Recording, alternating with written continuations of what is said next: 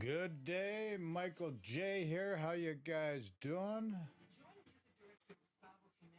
Hopefully the audio's okay. Audio coming through fine. Any questions, just throw in chat. So any issues with audio or video, just throw in chat. Done a lot of new changes lately, so that's why I'm asking. Need some feedback, guys. So if there's any issue, audio, video, throw it in chat, please.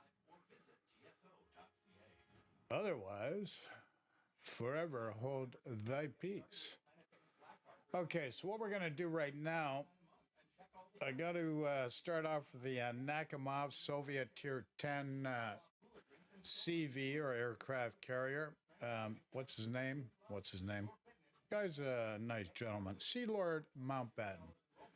We often showcase him as well as Flamu and even Notser as well. We find their positions relevant and the overall scope between the various content creators that we showcase, I think is important for the general world of warships gaming, general public, basically.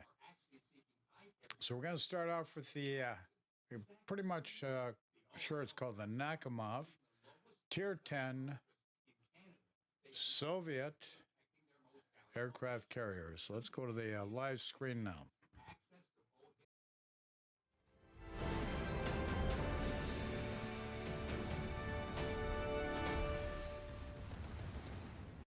Hello, good people of YouTube. Mountbatten here. And today we are taking a look at the new Tier 10 Soviet aircraft carrier, the Nakhimov.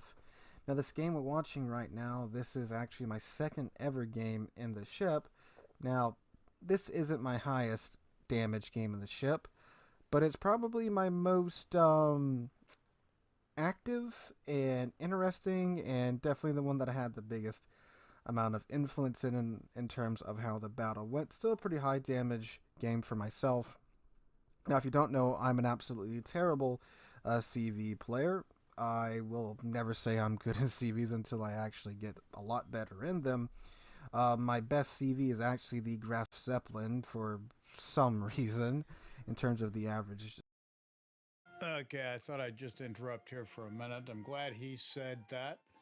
Mind you, personally myself, I would not consider myself as even a mediocre aircraft carrier player, but I've done it just to see what it's all about. And my personal characterization of my CV play would be below average. Just thought I'd throw that at you. Let's continue. Just the average damage, my stats, and all in my PR. This is the only ship I have like decent PR in at all in terms of CVs. But the Nakhimov, despite me being a terrible CV player, even a lowly terrible CV player like myself has been able to do quite well in this ship. And by quite well, I mean like my first game of the ship, I almost hit 200,000 damage. And I had several games throughout the night where I came within just a couple of strikes more of 200,000 damage in this ship. Which 200,000 damage in a tier 10 ship is very, very, very good. Now, it might happen every now and then in a battleship or a cruiser or a destroyer, but you normally have to be a pretty decent player in those ships to pull that off, let alone in a CV. Now, of course, some CVs are more conducive to getting higher damage numbers, and sure, again, with good CV players, anything is possible, but this ship, for someone like me to do that well, that consistently in this ship, that's a sign it might be a little bit overtuned at the moment, and I'm pretty sure that's the case here. So, the Nakhimov works, of course, just like all the other Soviet CVs. You get one squadron, and that entire squadron attacks the target at once, like you're about to see me do to this Des Moines here. What you're about to see happen to this Des Moines is pretty par for the course for what will happen to you if you give your side to a Nakhimov. So I dropped the skip bombers here, 8 skip bombs go. They do about 8k maximum damage each, and I've just removed about 20k from that gentleman's health once you add the fires on top of the sheer pin damage. And that's pretty much what happens to the Nakamov and what this ship can do to you. So, needless to say, watch your signs when Nakamov's in game, and for the love of God, do not give this ship your side. You will cease to exist like that Des Moines did here. Now, of course, I didn't remove all of his health, but I removed half of his health, put him on fire. He had to use his DC. Now he's spotted, and now he's about to go down here. So easily, I could follow this up with these planes right here, the rocket planes on the Nakamov, and completely remove this guy from the match.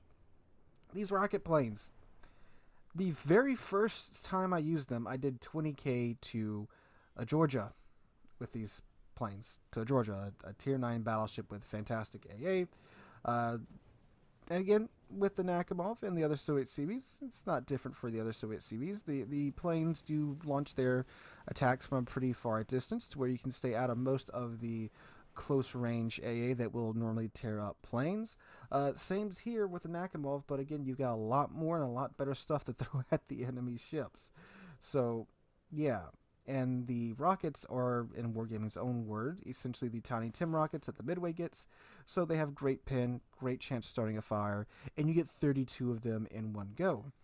You might be thinking 32, that's a bit, ain't it? Yep, 4 per plane, and all of the planes attack in the squadron. So you got 8 planes attacking at once with 4 rockets each, 32 rockets going at the target.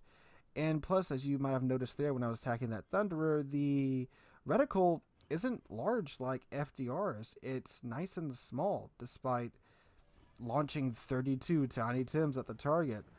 Now, I don't know what happened to this Thunderer guy here. I think he might have just given up. But here goes my next round of skip bombers off on him. And I thought he was going to go for it, so I gave him a bit of a lead. He didn't, so a decent amount of the skip bombs miss, and a couple hit his belt, but who cares? I set 2 fires. The guy burned down. Now, granted, I don't know if he just stopped or if he went AFK or if he disconnected. Perfectly still target. If I would have backed up the reticle more to the left, I definitely probably would have just removed him in one go. Now, the replayer, for whatever reason, it puts the reticle for the planes a bit higher than it normally is. So just imagine it being a notch or 2 lower, and that's about where I'm actually aiming. So you might be thinking, so this ship's clearly busted then if you're able to do such amazing alpha. Yeah, I think there's some things that are a little bit too much on it. Like, for one, the size of the reticle with the rocket planes. Like, look at this, seriously. So look how big the reticle is right now. Going for the attack. Look how much that shrinks by. And that's not even the full shrinkage of the reticle. You can see the lines are there. It gets to where those lines are at, as with all the reticles. And it's like normal rocket plane reticles for 32 Tiny Tims. Now, what are the downsides to this ship? Well, the planes don't have a lot of health at all, really. So anytime you encounter any actual AA, and if you fly into it, it's going to really ruin your day. But with the range at which you kind of have to drop a lot of this ordnance, like these skip bombers, you need bare minimum, and I'm talking about bare minimum, like you're cutting it close, around 7 kilometers for these skip bombers to fully bounce and get their full accuracy. Like, see here, 6.3 kilometers away, I start to dive down, and this is cutting it fairly close. I don't have a whole lot of time to adjust or anything, and this is with me pulling the brakes too on the ship, drop it about 3.6 kilometers just on the inner edge of the Yemi's AA. Yemi still is able to speed up, maneuver, turn out, and only eat 3 of my skip bombs, and still starts a fire on the ship, but he avoided the bulk of the damage. But I'm able to follow that up right away again with these rocket planes that I can pretty much guarantee most of these rocket planes are going to hit the Yami. Now, the Yami isn't the best ship to be attacking with the Nakamov because it's pretty well protected from most of its ordnance. It's a pretty well armored ship on the side. It's not like the Thunderer, the Georgia, the Iowa, the Montana. This got 32 millimeters all the way around it to where, you know, the skip bombers and the rockets can easily pin, but it's what I can attack right now, because if I want to go for the Montana, that is squishier, well, I gotta fly through the Yami's AA. You see here, I kind of botched this this lineup here, but because again, shooting 32 rockets, who cares? I started another fire after I just forced the man to use his damage gun. So there, another fire on the Yami. But if I wanted to go for the Monty, I'd have to fly through the Yami's AA, then into the Monty's AA, and then poof, there go your planes. So you don't really have the ability to pick and choose your targets too much unless they're spread out a lot by themselves, and then you can really just have your way with them. With other CVs, you can kind of, you can brunt through the AA a little bit, because like on most of the tier 10 ships, they have the heal on the dive on the torpedo bombers at least, and like the Bretonville has the heal on the dive bombers. There's a huge squadron of dive bombers, so you can afford to kind of push your way through some of the AA and get to another ship. With the Nakamov, you really don't. You have to just go for what you can get. In my case, it's this Yami. So again, pull up on him, and my fire is just went out on him, I believe, and no problem though, because there you go, he's dead now too. Now, granted, he was a little bit alone and such, but still, I just bullied the crap out of him. Now, in addition to that, with the planes being very lightly armored and having a very small health pool, they are really slow. 172 knots is their cruising speed, with the build that I have on them at least. And as you can tell, their engine boost is laughable at best. You get a couple seconds of it when you let the bar fully build up, and then your engine boost consumable gives you 5 more seconds of engine boost, so it's really nothing too great. But with a rocket assisted takeoff, you can afford to park a little bit closer to the enemy team and just keep cycling planes in and out left and right, like you guys have been seeing me do, like with the Yami there. And I'm actually still a bit further away because I still haven't really got my build for the ship tuned in yet. I still have a lot of points into like the torpedo planes, which I haven't even talked about yet because I barely use them. Because who cares when you're doing this much damage with the HE rockets and the skip bombers. Now, behold this, Elbing right here, okay? Guy makes the mistake, keeps sailing perfectly straight to me. Here goes my rocket planes, and there goes half of his health. In one run, there goes half of his health. Now, again, man didn't touch his rudder at all. So, again, if you don't do anything, if you don't take any evasive action, you are going to lose half of your health if you're a cruiser or a destroyer, and if you're a battleship, you're probably going to get like a solid 20k chunk of damage if you do nothing at all.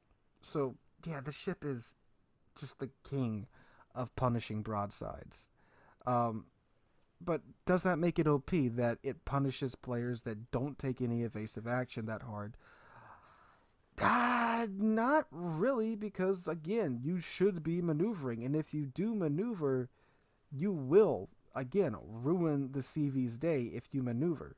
But again, the things that I think are broken about it aren't really that it can do that. It's just that, like, again, with the reticle on the rocket planes, that's kind of silly in my opinion, that you get 32 rockets and you can cram them all in that one reticle. Oh, and watch this, okay?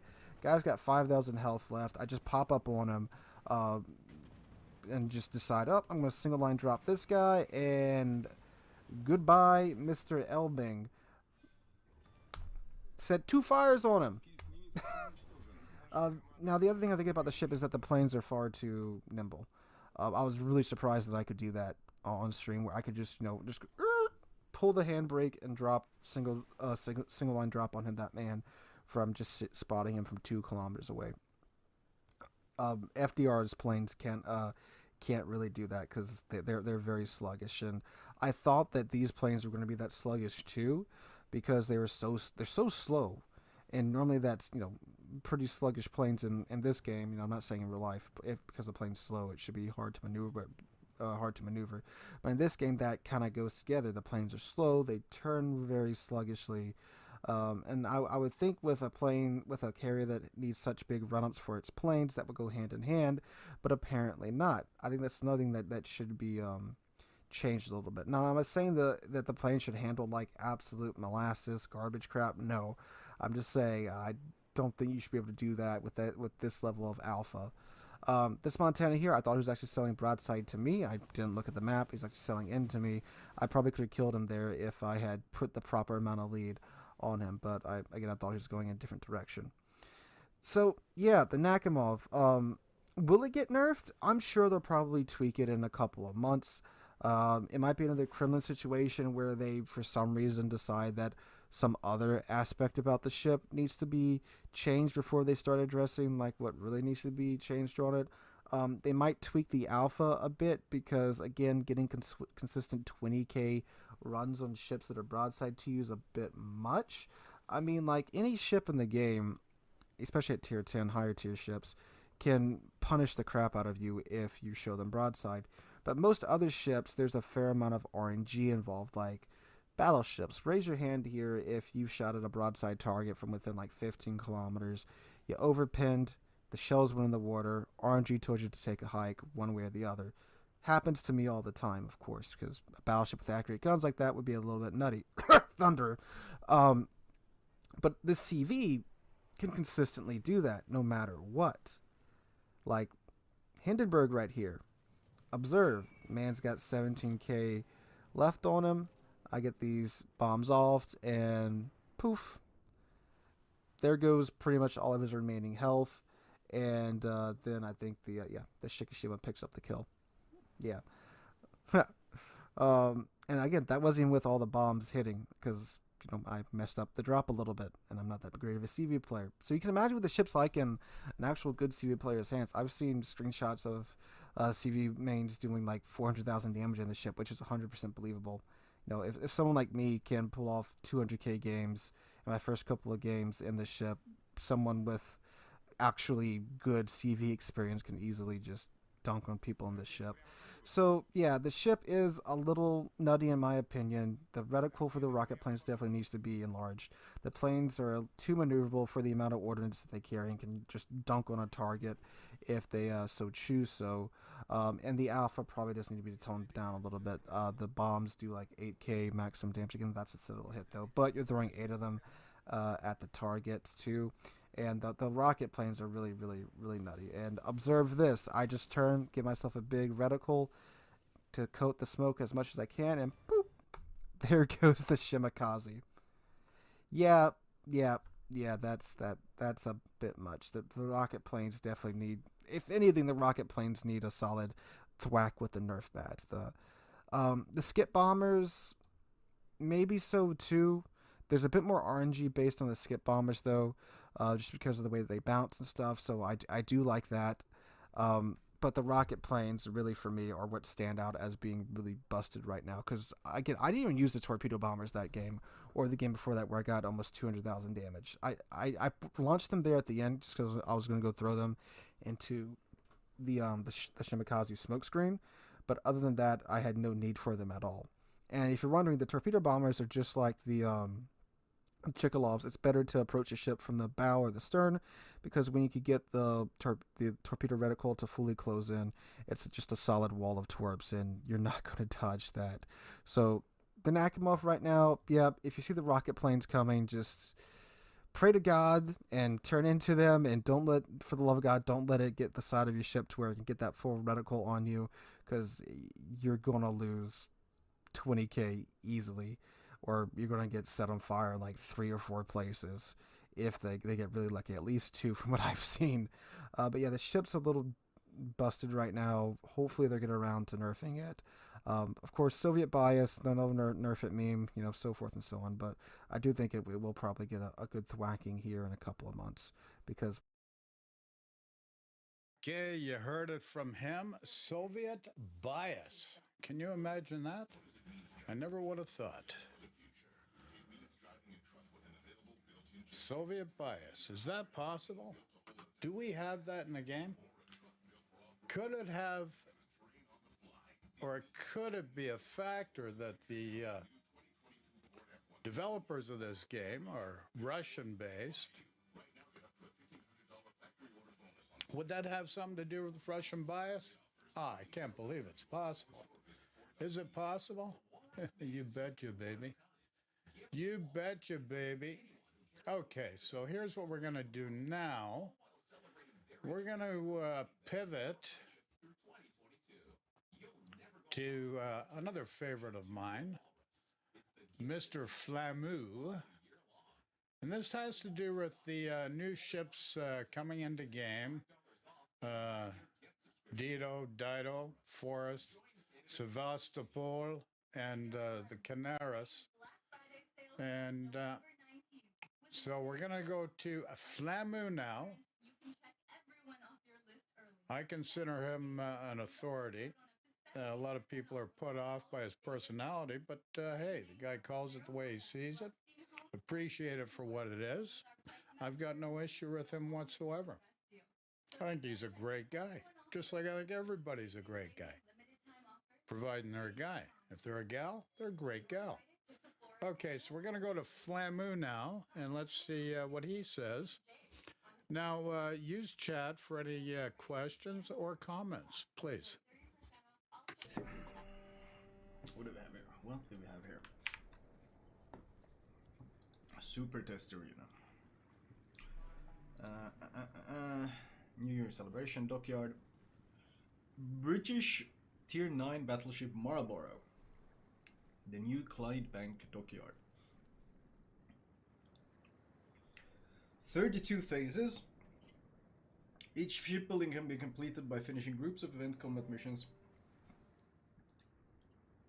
5 phases you have to pay for. Oh, you get repulse at phase 18. Interesting. Interesting.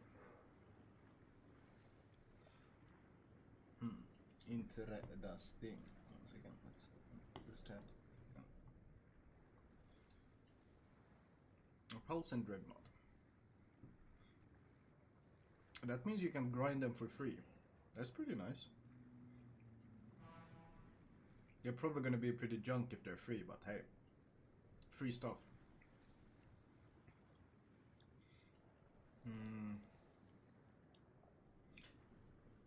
That is quite hideous. That is also quite hideous. Ara, thank you. Rada, thank you for the tier 254. That is... Jesus, that is ugly. Hello? Actually, surprisingly ugly camos.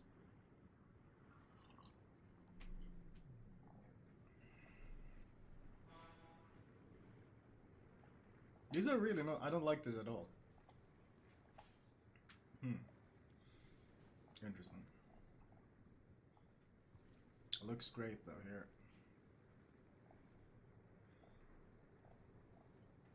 New Year's Eve? Okay. You pick a faction as always. You complete personal missions. Omaha Jaguar Continental War. Yikes, okay.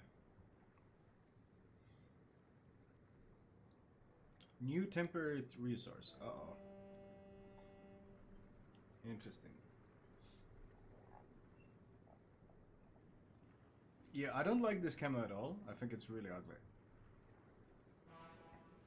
It looks kind of what you put up in your kid's room when he's afraid of the dark. So you like plaster that on the roof, or like yeah, on the roof above him. You plaster that on your little toddler's wall, so he can have a starry night above him. I really don't think it looks good.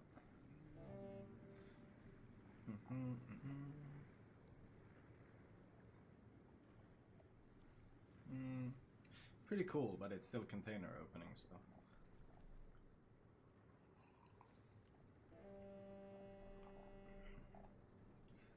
London. I don't know, this looks very 2D.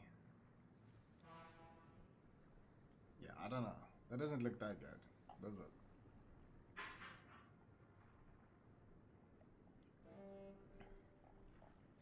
No, I still don't like the camo.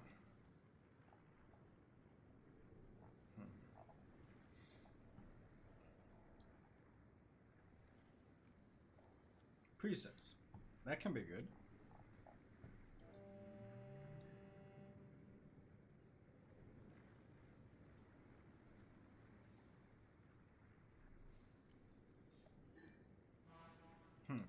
Interesting. I wonder how badly they're gonna break the current settings.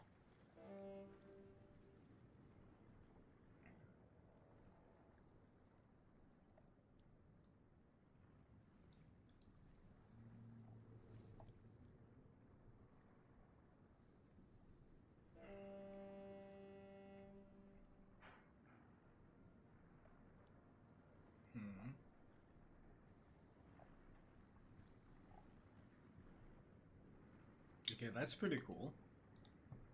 Wait, hold on. That's pretty cool. Is that a... Oh shit. That is actually pretty cool.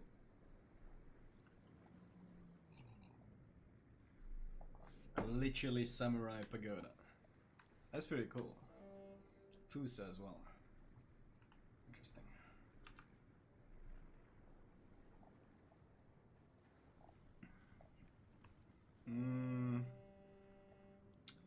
I don't know. Not too big of a fan of this one. This one is plain. Looks okay. Okay.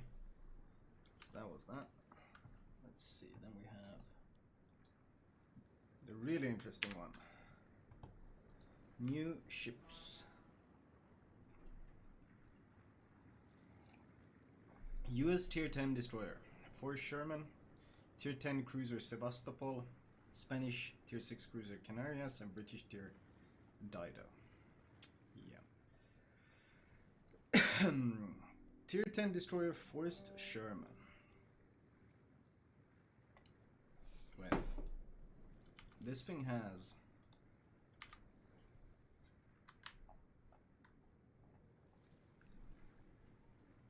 That's 2 torps. It's 2 per side. Wow. That's junk. Interesting. Jigs. Thank you. The ship's armament were primarily designed to counter aircraft and submarines. Oh, create a problem? Sell the solution, boys.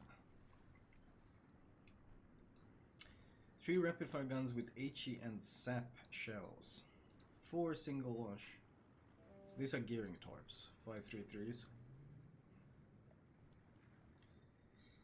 Torpedo launchers have a very narrow aiming sector, but have a faster reload. Smoke engine defensive AA. Smoke engine defensive AA. Sevastopol. See, those turrets look really, really familiar. Hold on.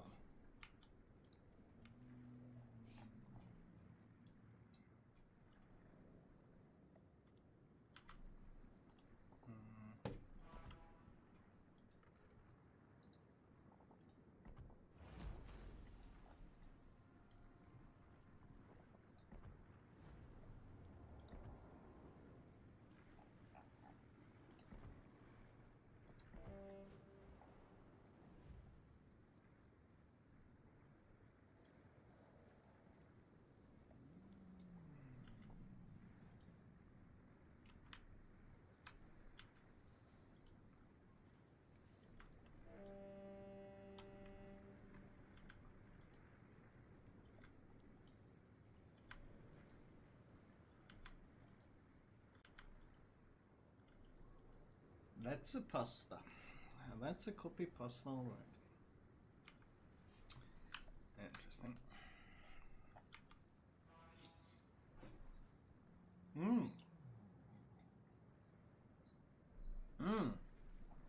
For sure.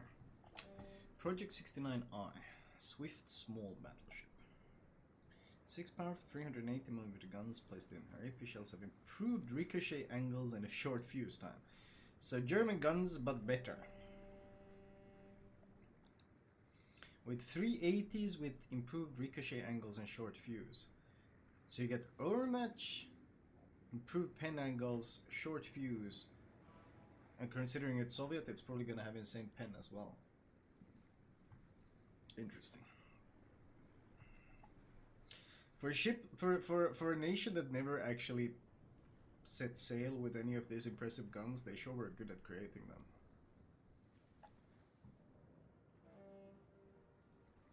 And what did they do? Like 1 gun for the Sovietsky Soyuz, and it had like no durability whatsoever. Yet apparently in World of Warships they're gunnery experts. Interesting.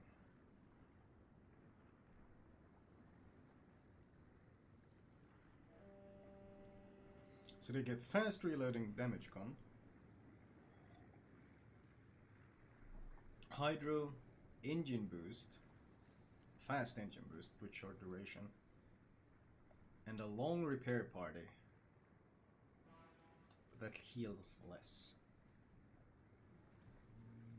Interesting. Canarias. This is like, they told the art department, can you make our ship look Spanish? And then the art department googled Spain flag, and then they like dragged and dropped it from Google image search onto the ship a couple of times, and then they were like, Spanish ship created.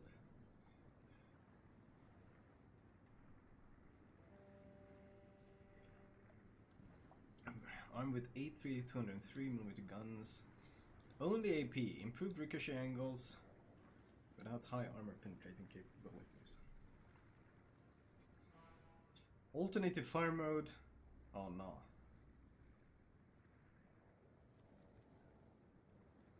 So she gets accuracy buff, damage buff, armor penetration buff, and can shoot a couple of salvos. Holy shit. So is the ship gonna be complete junk, then you pop this thing and it's insane, and then it's back to junk again? What is that? Wait, that's actually what that looked like? That's fucking hilarious. Man, Spain, not the most creative designers of ships I have ever seen.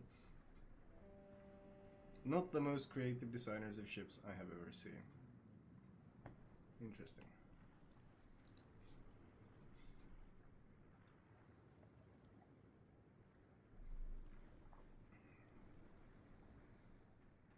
It's don't torp me camo, right? Don't confuse me for anyone else. I'm Spanish. Dido. There will be a new in-game nation added, Spain. What's the point of the whole European nation then? Didn't they give us like a long yada yada excuse why they couldn't make the destroyer line Swedish? Because they needed to make a Europe line? Wasn't that their excuse? Oh no, we can't make a Swedish destroyer line, even though they are Swedish. We absolutely cannot make a Swedish DD line. It must be a Europe line. And then they added Netherlands, and now they're adding Spain. So what the fuck is the point? Småland, yeah, and Ragnar. They're all Swedish. Interesting. Dr. Johnson, thank you for the 51.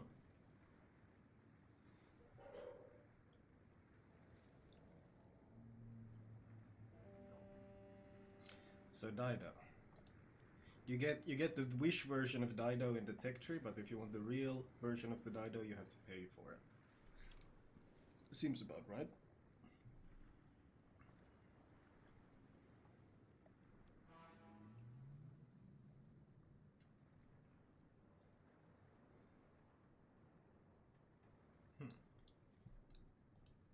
Oh, here we go. Sherman. 25k health. That's a shit ton of health. So you can't swap captains? Smart.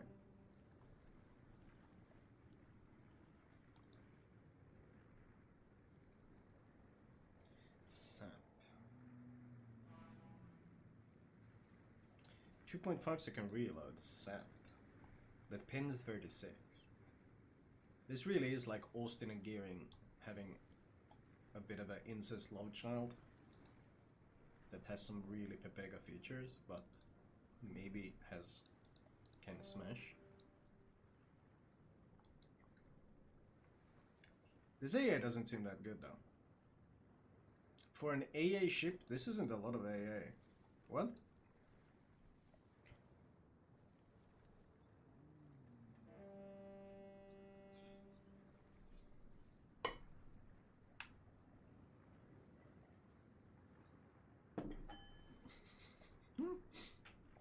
Thank you.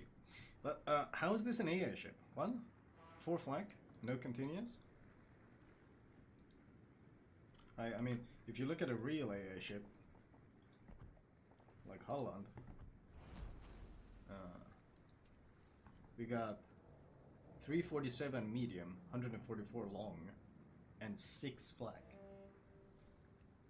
This thing has 4 flag, and the continuous is literally like a third, less than a third. Well, makes no sense. So this seems like junk. Surface 8.3. 8.3. 8.3 x 0.9 x 0.9 x 0.0.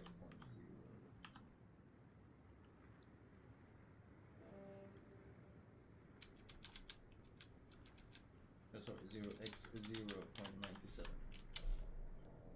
6.5. So that concealment isn't very competitive. 6.5 surface with this speed.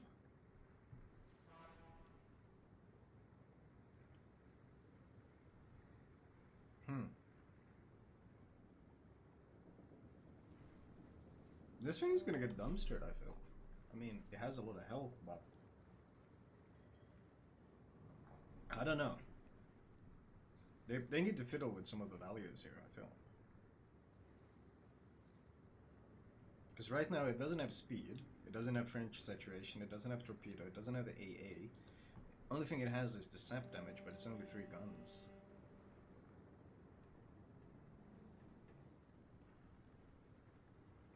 It looks like a big ship as well, right? Doesn't seem very impressive so far, but I mean, the values are easy to tweak. Sevastopol. Okay. Fire duration 60 seconds. Firing range 19.1. Interesting. 380s. Poor Cristoforo Colombo is crying in a corner.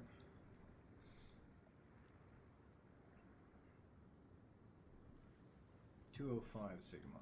I assume it's battlecruiser dispersion. Interesting. They don't say the fuse time? I wish they said the fuse time. I'm interested what short fuse means on 380s.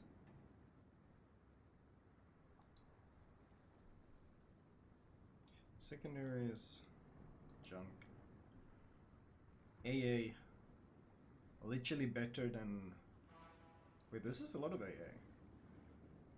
Mid-range 385, 4 km. 6 flak as well? How do the Soviets always have such fucking good AA? This is like much better than the AADD.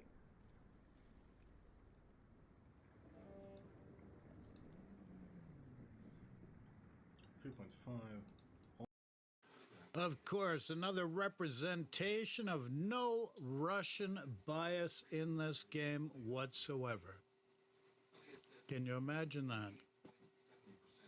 No Russian bias in this game whatsoever. You got an American Tier 10 DD that has crappier friggin' AA than a friggin' Soviet cruiser. So, no Russian bias. Of course not, Wargaming. Of course not. Back to the video. Questions, comments, throw in chat, please. Holy shit. Rough handling. 14 km conceal. 14 km conceal. That's 10, 11 exactly. 11 km flat conceal. That's pretty nutty. What? What the fuck is this? Hello? Are we back to the old days of smoking up battleships? Did we just go back to 2016 where people would smoke up a Montana and then Montana would sit in the smoke and smash people?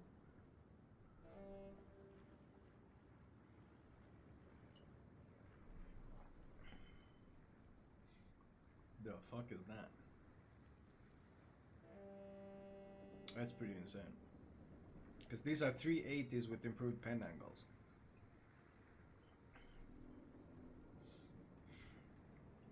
Fast damage control. Charger 3. So you're gonna have to spec... Wait, this is a cruiser though. I mean, you'll just spec super, right? You'll just spec super, right? Yeah, you'll just spec... It's one for each. So you'll just spec super for 4. So that's basically must have on this one. Hydro. Engine boost. Holy shit. What the fuck is that? Wait, 33.5 x 0.05 x 0.2 equals 42 knots.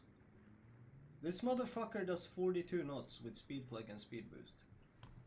Holy shit.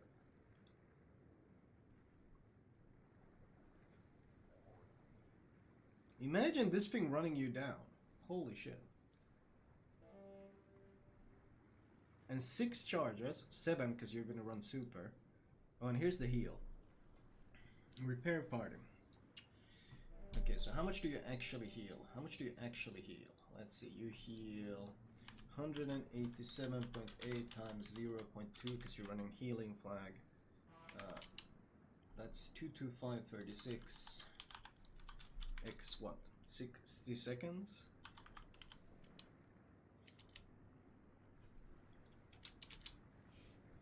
So you heal 13.5k a pop, and you get 7 heals with Superintendent. So you're healing 13,521 x 7.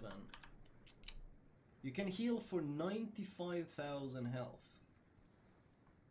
You can literally heal for 2.5 zows. Actually, well, with the HP perk, more like a bit less. You struggle to use all the heals because of the long duration and cooldown? I don't think so though, because this is the kind of heal that you can engage while you're fighting.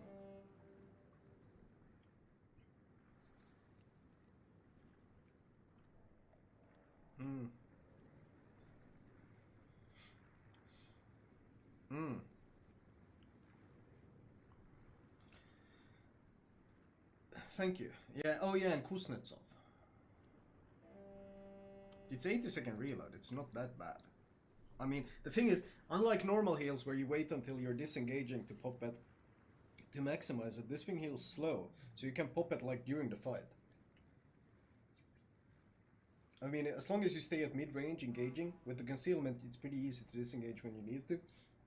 And then you just run this basically every cooldown.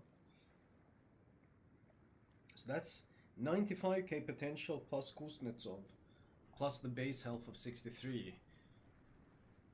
I mean, this thing can be pretty hard to take down. We'll see.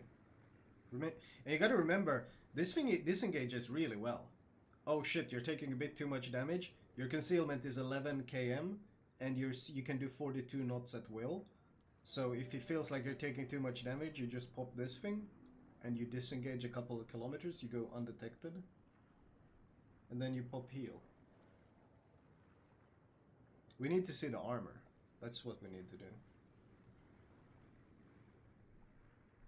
If it gets Citadel from dumb angles, this heal won't help it much. I mean, it's Soviet. It's gonna have an icebreaker. At least. Can you actually see the outline of the armor? Oh no, you can't see it. Or maybe there is no icebreaker. Usually there's one here for all Soviets. We'll see, we'll see. It might be copy pasta lazy Kronstadt. Weird design. I mean, keep in mind that this thing doesn't get radar though, which is good. But yeah, another tier 10 Soviet cruiser. So right now we have Stalingrad 1, Moskva 2, Petro 3, Nevsky 4, Smolensk 5, Sevastopol 6. So we got 6 Soviet tier 10 cruisers now? Thank you, Artemis. Who gives a fuck about history? Give us interesting ships. Yeah, but that's the thing. You could actually like combine. You could actually give some other navies some interesting ships. Like, where's the IGN light cruiser line? Seriously, IGN has had Zhao and Eugenio for how long? And they both play the well. They both play similarly. Both are like passive as fuck. Where's my IGN light cruiser line? They had the light guns for it. Where the hell is that? Why do they have to keep adding these Soviet cruisers all the time into the game? Like 6 of them now. Like the Germans have 1 tier 10 cruiser. The IGN have 2 tier 10 cruisers. The Soviets, that literally were a used toilet paper of a footnote in naval history of World War II, have 6. Hello?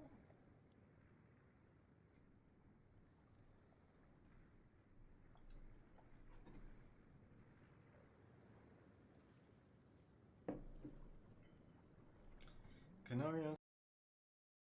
So, as I've expressed, no Russian bias whatsoever. Do you see a theme appearing here? Very blatantly obvious. No Russian bias whatsoever. Oh god, that's no help. Actually, oh, it's cruiser, never mind.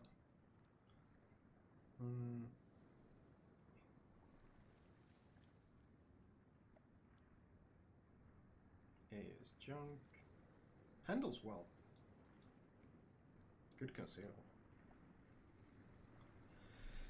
So let's see. Minus 25% dispersion. 100% pen. 15% damage. And 2 salvos. So is this thing just gonna be really junk? And then you pop this alternate mode and you're god for 2 volleys. And then you're junk again.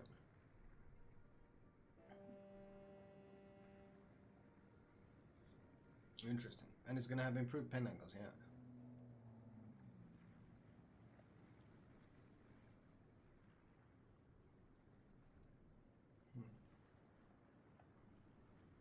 Dido. Throwing range 14.1.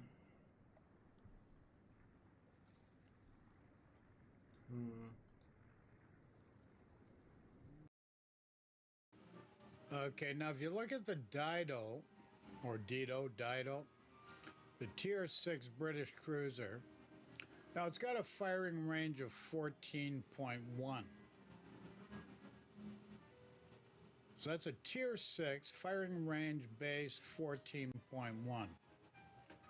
And then, just the other day, I picked up the Tier 9, Tier 9 American cruiser, the Tulsa. So here we have Dido Tier 6, British cruiser, 14.1 kilometer range, main battery guns. And then I just picked up the Tulsa, which is a Tier 9 American cruiser, base firing range 14.9. Are we seeing a trend here? Is there something friggin' obviously wrong? And then Tier 10 Soviet cruiser, got all these heals, got all these charges, got everything else, got these huge friggin' German guns on it. Like, come on, folks. No Russian bias in this game whatsoever. Absolutely not. I have ranted for far too long. Back to the game, folks.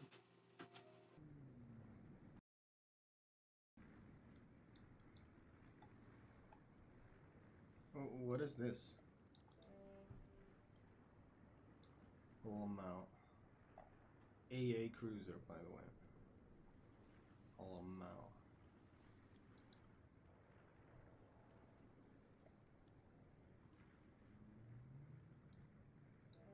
That's good though. The only problem is you're gonna be shooting all the time behind islands and you're gonna get spotted soon.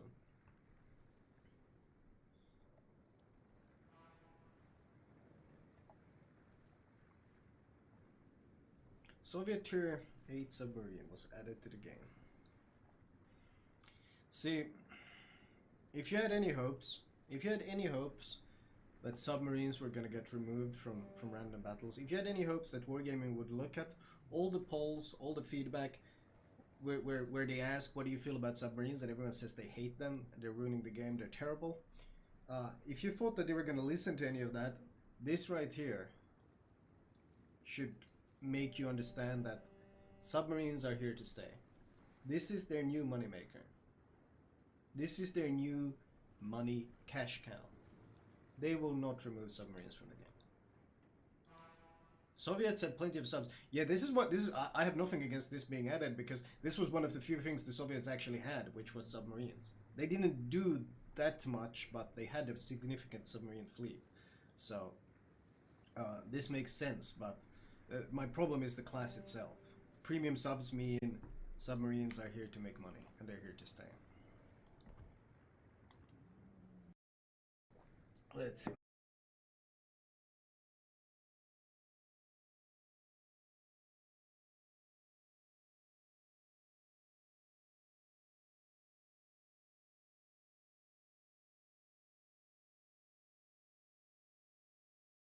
Okay, folks, we're going to take a smoke break. So, smoke break time, and then we'll come back.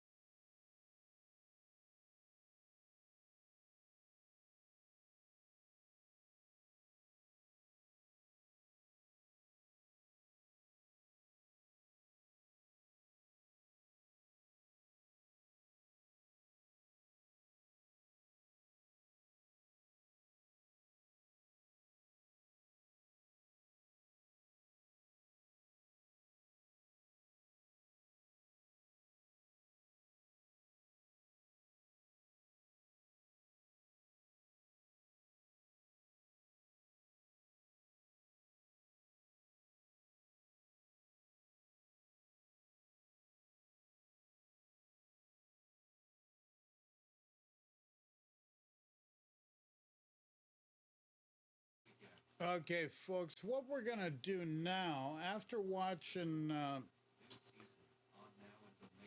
the review of the Tier 10, or actual gameplay of Sea Lord Mountbatten and the Tier 10 Soviet CV aircraft carrier Nakhimov, and then Flamouche showcasing some of the new ships coming out in the dev blog, we're going to now pivot. That's correct. We're going to now pivot to an actual World of Warships. This is an official World of Warships release where they discuss game balance and how they determined and implement game balance within the game. So let's head to the main screen now. Any comments? Throw in chat. Any questions? Throw in chat.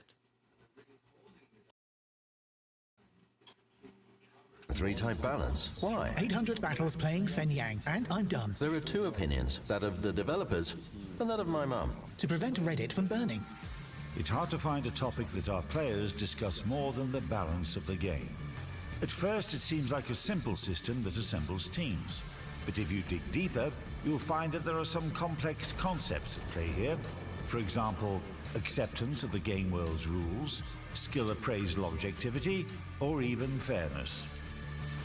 In this video, World of Warships developers will tell you how they try to implement the from each according to their ability to each according to their possibility concept, and explain the importance of statistics and feedback.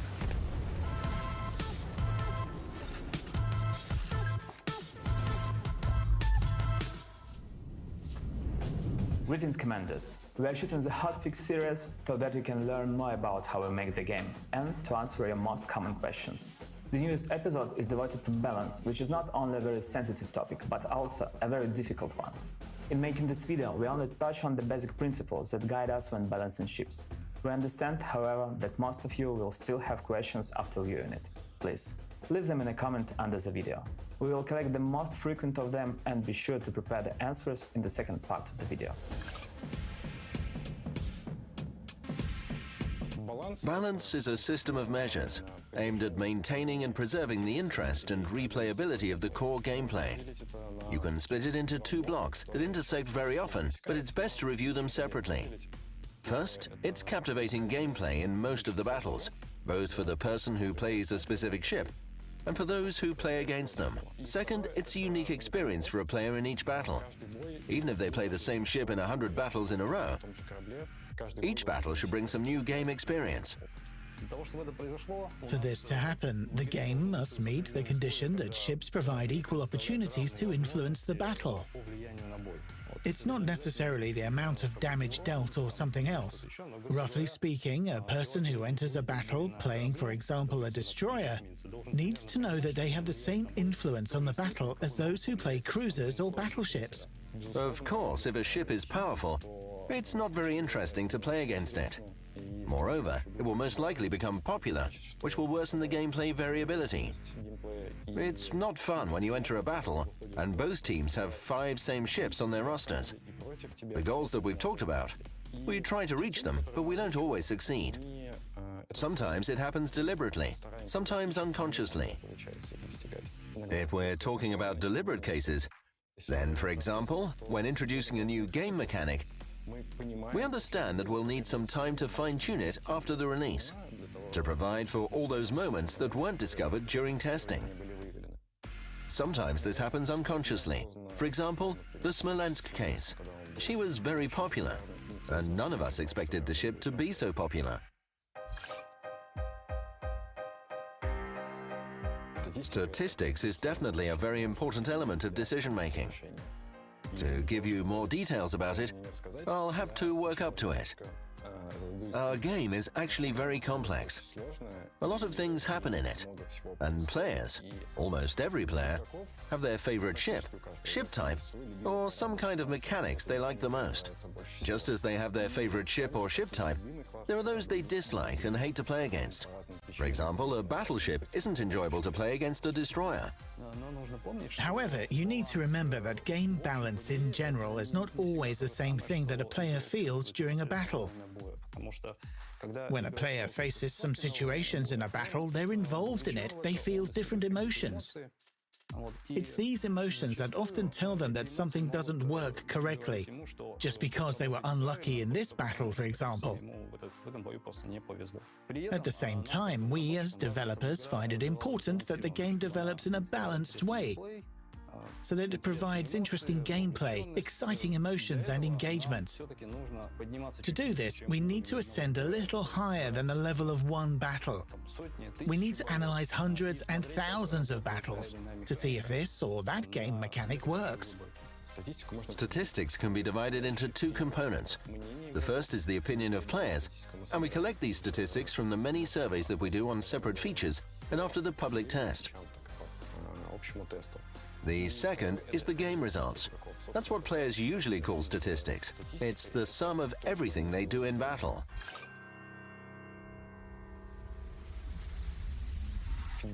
Actually, feedback from players states that there might be an issue, and approximately shows us where it is. When the Halsey campaign was released, it had a lot of missions for US ships, especially cruisers. And that resulted in a large number of Des Moines in random battles.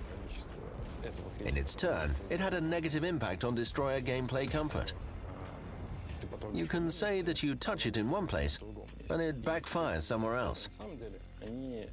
And all these interconnections, in fact, are not very visible to players, and frankly, are not always visible to us. What is also sad is that sometimes you can't notice it when glancing at the statistics. For example, a ship can have a completely normal efficiency, but it doesn't mean that it's pleasant to play against it. That's why we usually make decisions about the balance in our game based on three components. These are our statistics, that is, the data that we gather, feedback from our players, and our own expert appraisal. In any case, the final decisions are made considering the opinion of all stakeholders and keeping the game's health in mind. You need to understand that even nerfing a ship is a change that will have an impact on the game experience of those who own the ship, and on the game experience of those who play against the ship. It's a change that affects a lot of things. We'll always remember it. If we can't find a good solution, we don't do it. But if we can find one, we do it, of course. We don't forget about the pain points of our players that we haven't solved. Sometimes you need to have a little patience and wait for a good and correct solution that satisfies all parties. A good example of such work is the British Tier 10 battleship Thunderer. She was never strong in terms of efficiency, but she annoyed players quite a lot. It seemed like the reason for it was that there were too many Thunderers in random battles, because another British battleship, Conqueror, had basically gone the same way. She annoyed players right after her release, but then people started to play her less often, and the annoyance almost disappeared. We thought that once Thunderer follows the same path, the issue would resolve itself, and we decided to withdraw her from sale. Now, I have to say that we've made a mistake there. We needed to withdraw her much earlier, because we had missed the moment when she had become that popular. At the time of the withdrawal, she was the most popular ship in the game. She was 1.5 times more popular than the previous leader, Yamato. And it led to the situation where in 3 out of 4 battles, you would see a Thunderer. And most likely not 1, but 2 or even 3. So we've withdrawn this ship. Her popularity decreased, but she was still annoying people. And we started thinking what to do next. Players suggested to nerf her rate of fire, accuracy, cut HE shells, and generally do something with them. But after taking a closer look at the statistics and processing the feedback from players about what they didn't like about Thunderer, we realized that this ship basically had 2 gameplays.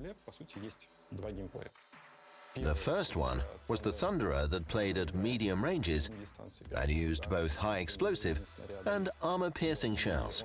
This ship caused almost no annoyance to players. Then there was the second Thunderer, the pain-in-the-neck Thunderer, that used mostly HE shells and stayed at long distances. And we didn't want to nerf the ship for all its owners at once. We wanted to nerf only one gameplay type that caused so many questions and discontent. The solution was to reduce her firing range. So nothing has changed for players who play Thunderer at medium range. Everything is the same. However, the players who preferred long ranges now have a choice.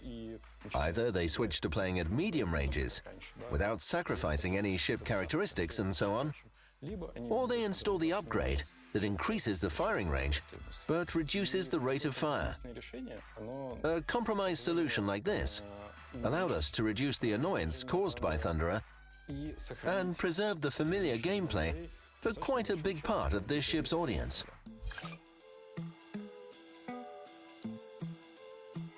In fact, our game is not a confrontation between players and developers, but a close cooperation. Players come to us with their issues, and our task is to find a solution and ultimately resolve their problems. We use players' ideas quite often for game balancing purposes. A fresh example is the airstrike with depth charges. It wasn't installed on all ships, and players noticed this and suggested that we install it on all ships. First, we wanted to test the depth charge airstrike as a national feature. We planned that it will be mounted on some ships as an additional weapon that increased their role in anti-submarine warfare. For all other ships, the main countermeasure would be reducing submarines' dive capacity to 0 and destroying them with main guns. Players were not very keen on the idea, but it should be noted that even the ideas that players don't like initially still need to be tested because they can ultimately work. That was the case with destroyers without smoke generators or without torpedoes. The gameplay shaped up and players like it. But this time we were wrong. We couldn't make it a feature of just some selected ships. And so we followed the advice of our players and just gave depth charge airstrike to all cruisers and battleships. There is a huge amount of data analytics behind each balance change, and the more information, the more accurately this change is carried out. In this case, the developers are helped by detailed statistics about each action of each player and powerful computing resources.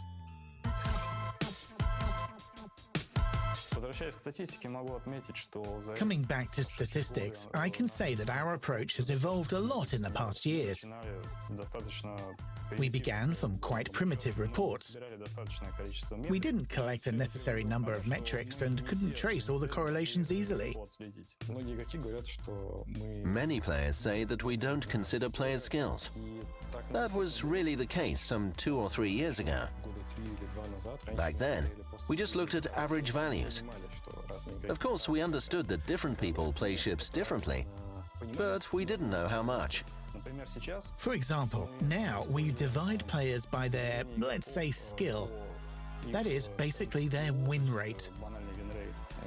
We divide players by their activity in the last few months, simply by the number of battles played, to split them into certain groups depending on their experience.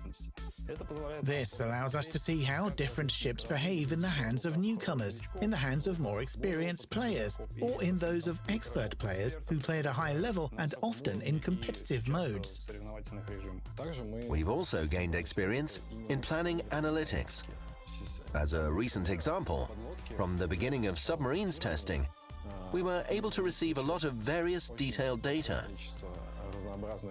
Whether it was how long submarines spend in each state, how many times they hit with one sonar ping or 2 sonar pings, or how much damage their torpedoes dealt to different targets. Again, we could look at all this for each group of players by skills. This allowed us to make decisions faster and better. The statistics have evolved and we can make quite complex reports, such as battle dynamics, damage caused over time, and so on. All this allows us to see more subtle interactions that we often simply missed before. All this became possible because we now have additional processing power and additional capacity for analyzing such a huge amount of data. However, having reduced the time for analytics, we still can't accelerate the release of the changes themselves, because first we need to wait until the data is collected. Then the development takes time, and finally the change that was developed needs to go through the full testing stage. Sometimes we don't change a ship for a long time, because it's actually fine. It has good efficiency, good popularity, and then suddenly for players it changes. It happens because the ship's efficiency is not set in stone. Our game changes, and the world around this ship changes accordingly. Its efficiency changes, and it can go beyond certain limits. And in this case, we must adjust it. Another interesting feature of statistics is that it helps looking at new gameplay. It's not the main source, but it's a good asset when looking for new gameplay. I can give two examples. The first one is the Shimakaze's popularity.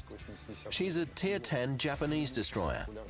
Her popularity over other same-tier destroyers showed us that players actually really wanted purely torpedo gameplay. This is how the branch of European destroyers appeared, where the roles are similar, but the gameplay is slightly different. Or, for example, when we were thinking about the concept of new German destroyers, we looked at all current destroyers, compiled their roles based on the data about capturing key areas and interacting with other ship types, and we realized that we didn't have destroyers that would contribute to damaging cruisers. This is how German destroyers appeared, which deal a third of their damage to cruisers, and that makes their gameplay a little bit different. But they don't break the rock, paper, scissors paradigm. That is, in a one-on-one engagement, the cruiser will still prevail.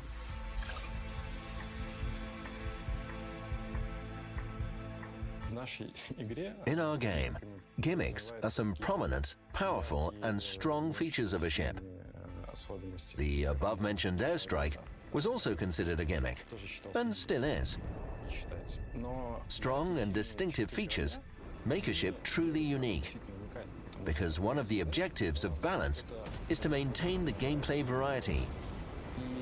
If we make similar ships, this will lead to a poorer gameplay. Or even worse, it can lead to power creep. From this point of view, it wouldn't be interesting to make similar ships because they would reduce variety in our game and our players would eventually get bored.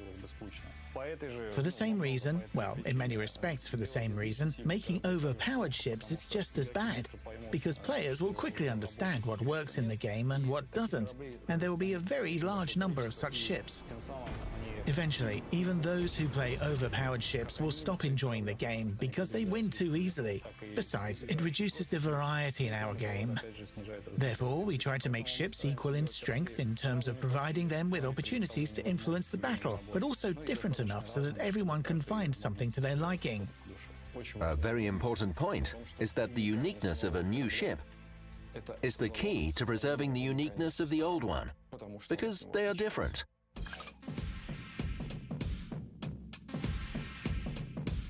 The ships are put into testing after the initial trial of the ship's concept by the developers. Next, they fall into the hands of super testers and involved clan players. I'd also like to take a moment to thank you all guys. We appreciate your help very much. We love and respect you. First of all, we don't look at the ship's balance. We check the feedback from players, whether they like the ship or not. Players fill out a survey on each ship they test. They can either describe their impressions of the ship, and we read it all, or simply rate how they like it. Next, we basically have two choices. The first is to leave the current concept and begin balancing the ship, bringing it to the necessary efficiency. Or we can completely abandon the concept and do something else. When we're working on the ship balance, when the concept has already been decided and the players like it, we write out everything that players like and don't like about the ship. Depending on whether we need to raise or lower the ship in terms of efficiency, we make different decisions. If it needs to be nerfed, we cut off unnecessary things, trying to keep the concept of the ship the things that players liked. If the ship needs to be improved in terms of efficiency, then first of all, we look at those things that the test participants didn't like, and we try to fix them somehow. Again, you need to understand that not all weak spots of a ship need to be fixed. In fact, a ship's uniqueness consists not only of its strength, but also its weaknesses, which dictate slightly different tactical approaches and gameplay in battle.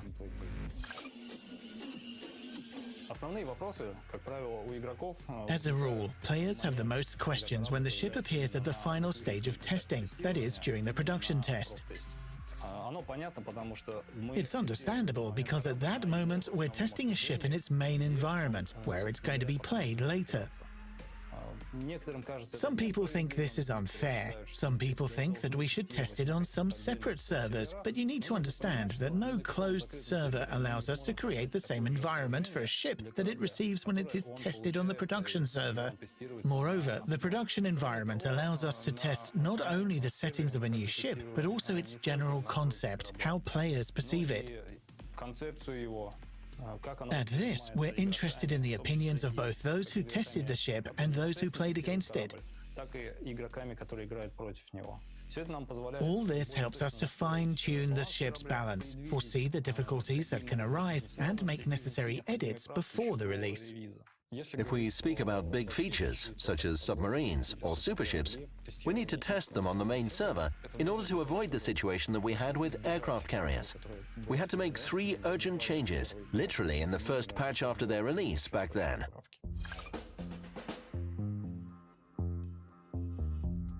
Right now, we're trying to balance the ship types according to the rock, paper, scissors principle. We have lots of ships in our game, more than 400, and any player would have a hard time trying to remember what each of them can do. The rock, paper, scissors principle basically allows us to bring these 400-plus ships down to 5. A battleship, a cruiser, a destroyer, an aircraft carrier, and a submarine. A player understands that they're playing a certain ship type, which needs to interact with other ship types in a certain way. They have their targets, their enemies. Everything is more or less clear. Within ship types, there is even more subtle division that players understand only after having played a sufficient number of battles. For example, destroyers can have purely torpedo-based gameplay, like Shimakaze. They can also be artillery-based, like the recently released Elbing. In other words, apart from the general objective as a type, each ship can have a subtype that defines its actions in battle.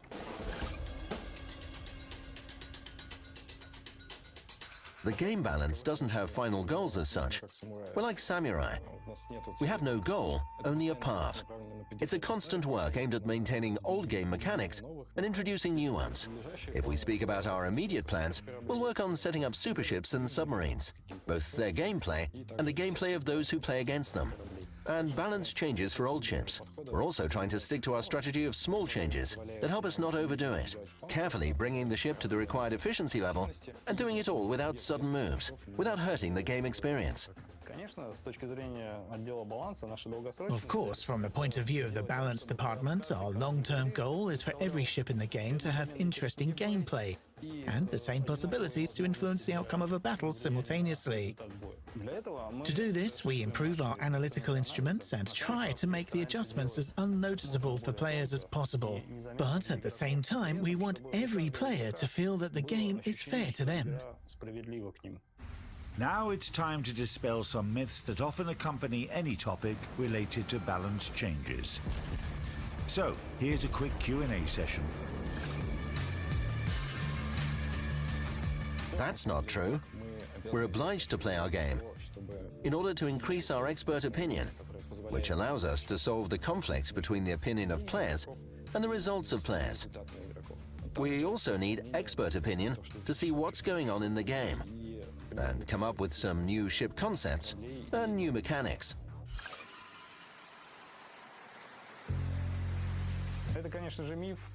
This is, of course, a myth because, from the logical point of view, such a... Hold on a sec. This is a myth?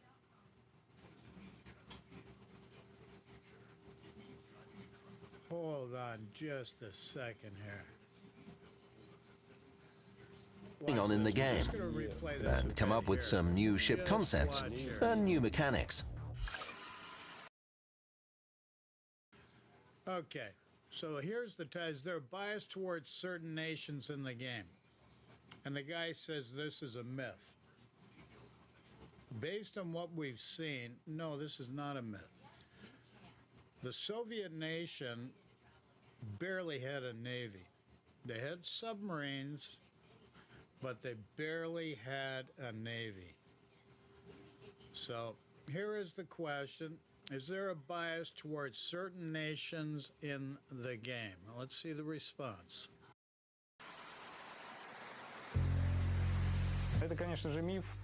This is, of course, a myth because, from the logical point, This is, of course, a myth is the response. Well, I call bullshit times 29,000 on that. This is not a myth. There's enough factual representations to say there is definitely a Soviet bias. No matter how you slice it, there is a Soviet bias, and the only way it gets corrected is when there is pressure from the player base. That's really what it's about. So let's go back to the video. of view, such a bias would contradict One other thing, any questions, comments regarding this topic, just throw in chat, please. our basic principles, because any bias towards one nation would mean that we're doing part of our work in vain. We're releasing a nation in vain, and it would also negatively affect the atmosphere in the game. And since the game is our brainchild, we're trying to develop it more harmoniously, so that every ship, regardless of her nation, tier, or type, is interesting and eventually finds her players.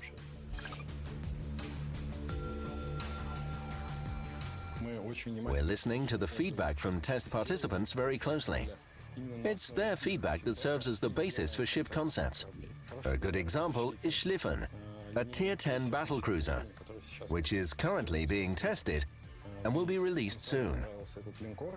We liked this battleship right away, and the main concern about it was its low number of hit points. Therefore, when we realized, thanks to player feedback, that the ship was a bit underperforming, we made changes to increase its HP. We hope this video helped you understand how balance works and how you can personally influence the development of your favorite game.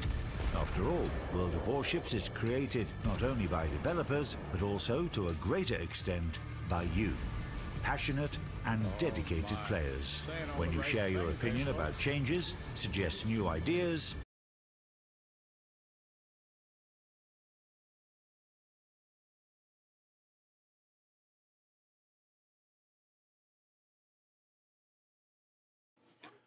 Okay, so they're obviously saying all the right things, no doubt about it. But, that's a big but. I see Russian bias. Other people have poignantly pointed out Russian bias, and to say it doesn't exist is a misnomer. Just gaslighting at the extreme. That's all. Okay, so we're at patch 10.10.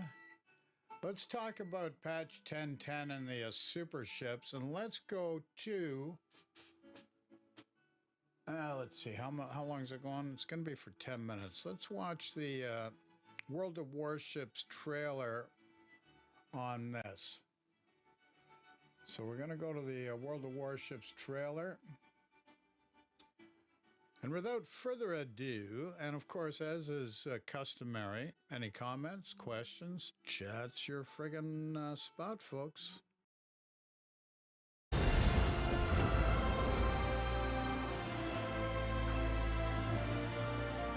Super ships in ranked and co-op battles. Changes to submarines. The arms races come back. Oh my. Is there a reason why there's a gal here in turquoise, aquamarine turquoise, doing the explainer? This is the infamous Dasha. Has she got what it takes to turn your screws? Enjoy, folks.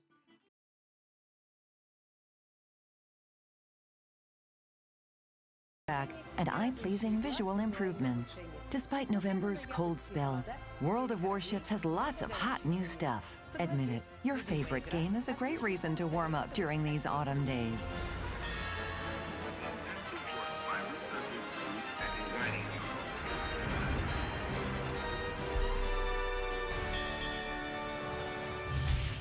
In Update 0.10.10, you'll get a chance to enter battle playing super ships. These ships certainly need a super commander at their helm. I'm sure you'll handle the role easily. 6 super ships await you. Among them you'll find Satsuma and Hanover, which you are probably familiar with from the Grand Battle, as well as 4 newcomers: Condé, Annapolis, Yamagiri and Zorki. Let's take a closer look at them. Condé is a French supercruiser carrying 12 240mm guns with dual-purpose anti-aircraft artillery that comprise her post-war period mounts. Annapolis is another cruiser, a true American, that represents the presumed development of the Des Moines-class heavy cruisers. Compared to her prototype, she has larger dimensions and enjoys increased firepower owing to an additional main battery turret. Soviet leader Zorki is a post-war project of an armored destroyer carrying dual-purpose armament. Last but not least, Yamagiri is a super-destroyer with powerful torpedo armament and dual-purpose artillery. The Japanese ship carries 3 sextuple-tube torpedo launchers. Just like the super ships that you already know, the newcomers have special game mechanics. Now we're going to tell you the most important things about them. Condé, Annapolis and Zorki will have an alternative firing mode. Here's how it works. Once you press the F key, each turret will automatically deliver several consecutive salvos in rapid succession. After that, the guns start reloading slowly. Yamagiri also has a peculiar feature. This destroyer can switch between 2 types of torpedoes that differ in damage, range and speed. Here you should also remember that each torpedo type will require additional time for reloading. Besides this, we've changed the functioning principles of combat instructions for Satsuma and Hanover. The adjustment fire bonus no longer triggers automatically. It is now activated by pressing the F key as well. From now on, while playing super battleships, it's up to you to decide whether to use the enhancement or keep it for later when it's better suited. You can obtain super ships for rent from random bundles in the armory. This way of obtaining the ships will help avoid queues for battle being filled with super ships only. You'll be able to see their full potential in co-op battles and the new season of ranked battles. The latter will be held in a 7 versus 7 format, playing Tier 10 ships and super ships in all 3 leagues. Worthy rewards await you. There's another important piece of news. Soviet aircraft carriers are no longer in early access. Now everyone can research the new ships of this nation. Komsomolets, Serov, Pobeda, and Admiral Nahimov are aircraft carriers that can surprise you. Their squadrons comprise a single flight that can carry out a strong attack with all aircraft at once. The aircraft of Pobeda and Admiral Nahimov are equipped with jet boosters that provide an increase in speed at takeoff. Taking off from the deck is cool, of course. But we all know that the main appeal of an aircraft carrier is her striking power. Soviet ships have some surprises for you. While the speed of Soviet torpedoes is modest and arming distance is long, their range is quite decent for the type. Starting with Tier 6, attack aircraft are equipped with powerful rockets that are similar to well-known American Tiny Tims.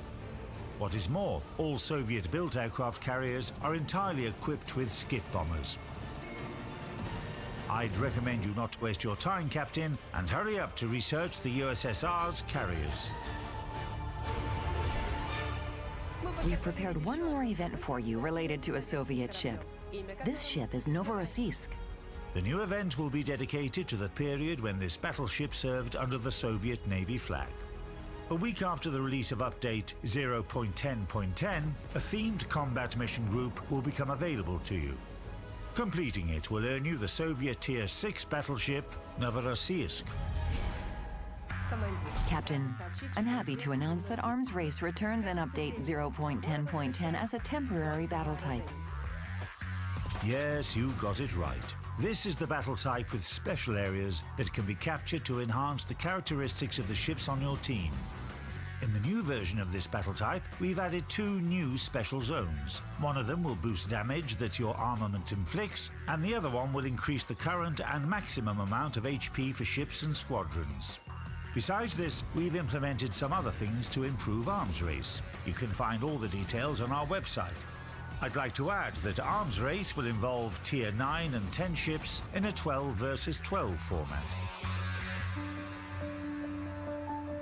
Now to my favorite part, the beauty. Beauty on maps, beauty on water, and beauty underwater. Update 0.10.10 introduces many graphic improvements to World of Warships, and we're going to tell you about them right now. We've completely reworked the simulation and display of water on all maps. The water's surface in the game is now more realistic. Expect waves of different shapes and heights, new wake trails, ship rolling, better sun reflections, and other optical effects that are sights worthy of your attention. Besides water, we've reworked vegetation on all maps. The trees and bushes will now be more detailed. But wait, that's not all.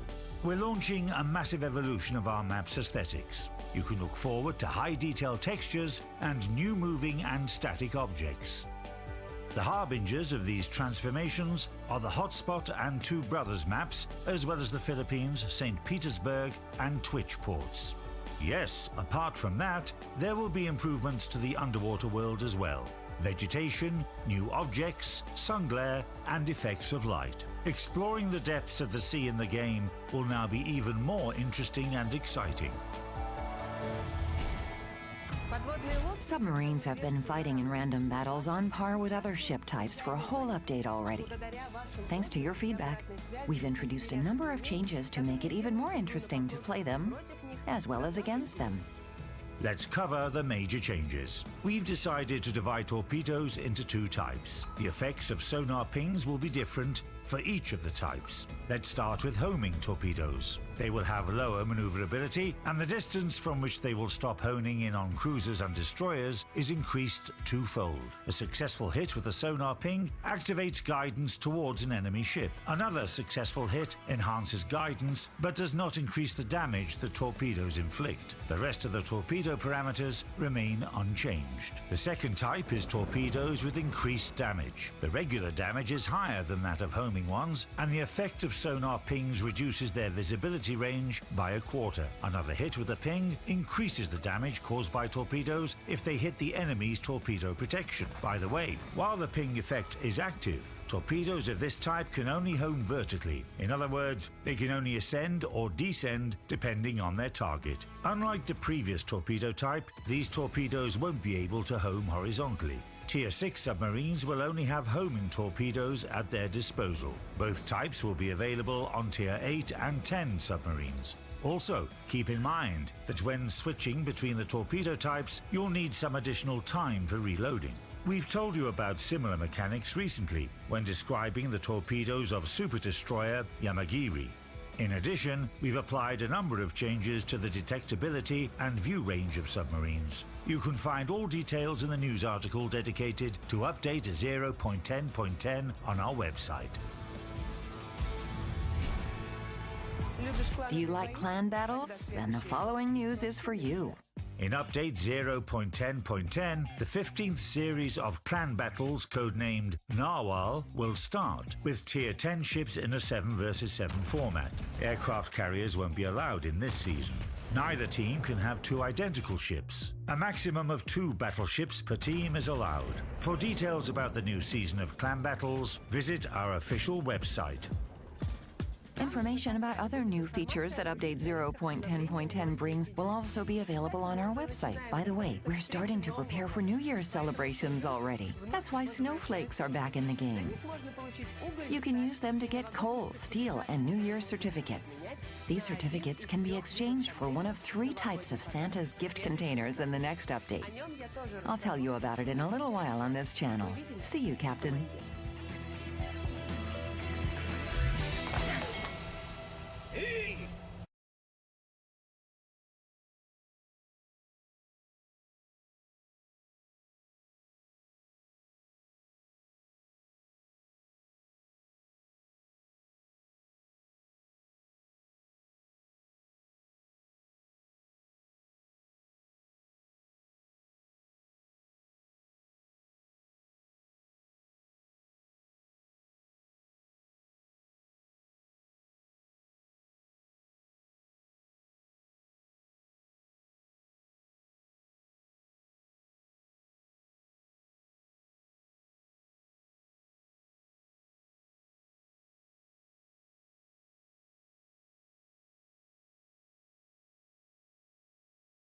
Yeah, so congrats to him. I don't know who the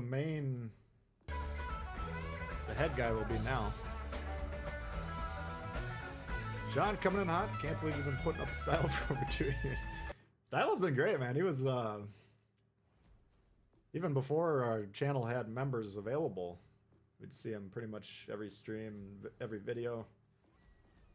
Yeah, there's a good chunk of you guys that have been following the channel basically since the game came out, which I appreciate it. A lot of you guys joined the game later or joined the channel later or found the channel later. That's cool. Let's see. I kind of feel like whipping out my Peter. Sometimes when you flash the Peter to the world, you get embarrassed, but sometimes it's the most glorious thing you've ever done. Obviously, this guy has no shame whatsoever.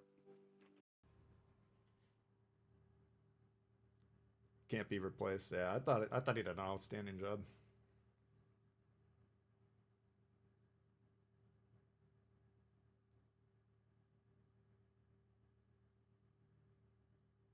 Hey, Juggernaut. Don't play Watt console much. Yeah, I played that game for about 6 months prior to this one coming out, so I didn't play it as much as a lot of people did. Because I think that World of Tanks had been out since Xbox 360. Yeah, we're in the middle here. I got one destroyer right up the gut. Tier 4. Tier 5. Yeah, let's see what we can do. Maybe you Even guys in the middle know, with your is this, Peter can be a little bit the difficult. console version of the game? I think I'm just going to Because see I'm where the not destroyer familiar goes and with the, support him. UI on this one. Hey, Drago. Style is crazy. Alright.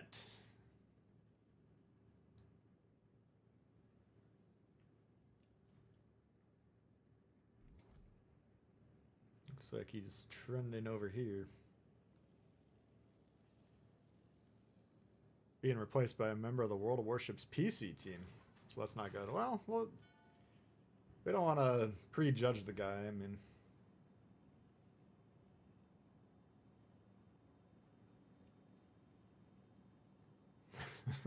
we'll see what happens.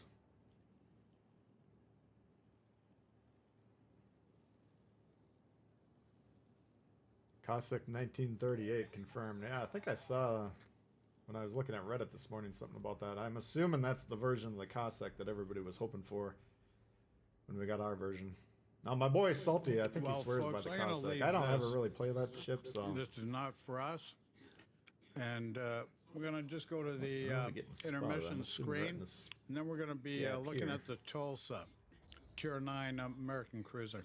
As long as he's bound. They only have 2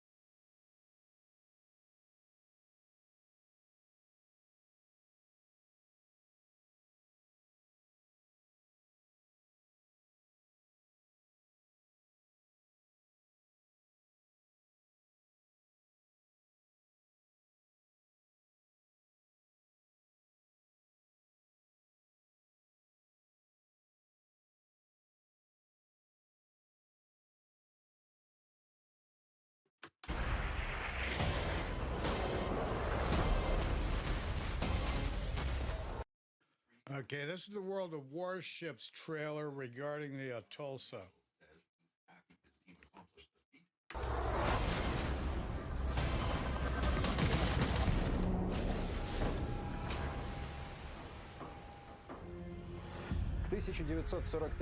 By 1943, combat experience gained in the Pacific War showed the growing importance of anti-aircraft defenses for warships.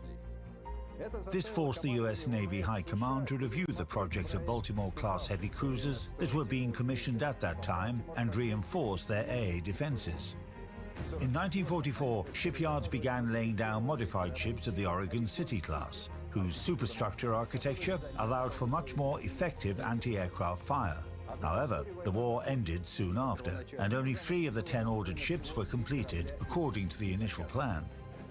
In today's episode, I'm going to tell you about our project to complete one of the Oregon City-class cruisers' Tier 9 premium ship, Tulsa.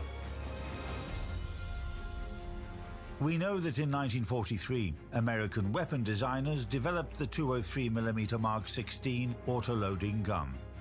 It had a rate of fire 3 times higher than the same caliber Mark 15 guns used on the Baltimore and Oregon City classes. The most powerful heavy cruisers ever built, the Des Moines class, were built around the Mark 16 guns. In 1945, the US Navy ordered 12 of these ships at once. However, the construction of such a cruiser, according to the new project, could take up to 3 years, while preparations were being made for cruiser Tulsa to be laid down on the stocks of the Fall River shipyard in Massachusetts. In case of urgent military necessity, the project could have been quickly modified to install the new Mark 16 main battery guns while retaining her other tactical and technical elements. This is exactly what the World of Warships designers did. In our game, Tulsa is armed with 6 203mm Mark 16 guns housed in 3 twin turrets. These guns are notable for their quick reloading and for firing armor-piercing shells with improved ricochet angles. Tulsa also boasts good AA defenses and is equipped with a set of consumables that includes repair party and surveillance radar, as well as hydroacoustic search and defensive AA fire in a single slot. What are her downsides? Tulsa has short firing range, her citadel is situated high above the waterline, and she has weak anti-torpedo defenses. Keep this in mind and try to avoid concentrated enemy fire and torpedo attacks. Considering the aforementioned features, we can outline the ship's gameplay. This cruiser is perfect for playing at medium ranges. The quick reload time of guns of her caliber enables her to deal more damage to enemy ships, while hydroacoustic search and radar surveillance are a great asset when fighting for key areas. However, when playing Tulsa, you need to plan your movements on the battlefield in advance and choose your position carefully. If the enemy catches you by surprise and fires several salvos at your sides, you're in for a quick trip to port due to her weak citadel protection. On the other hand, thanks to powerful AA defenses and the ability to mount the defensive AA fire consumable, Tulsa can provide her allies with effective cover from enemy aviation. Now, let me give you some advice about the upgrades that can help balance the ship's disadvantages and reinforce her advantages. The general idea is to improve her survivability and main caliber guns. To do this, install Main Armaments Modification 1 in the first slot, Damage Control System Modification 1 in the second slot, Aiming Systems Modification 1 in the third slot, Steering Gears Modification 1 in the fourth slot, Concealment System Modification 1 in the fifth slot, and Gunfire Control System Modification 2 in the last, sixth slot. Of course, these are just recommendations. You can upgrade your ship to suit your own playstyle. First though, you'll need to dock her in your port. So, let's move on to the Armada draw. Attention, all subscribers of our channel who have already liked this video. The Admiral Pack that includes Cruiser Tulsa, a 10 skill point commander, commemorative flag and other items can be yours if you correctly answer the following question.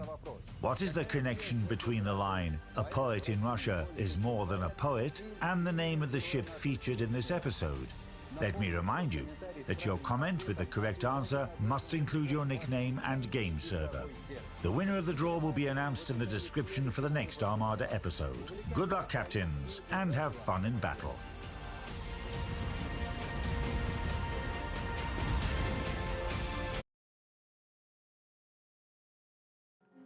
Okay, so we're going to get ready for Notzer now. Doing an actual run in the Tulsa. So this is going to be, or no, sorry, Sea Lord Mountbatten. Sea Lord Mountbatten, his first run in this ship.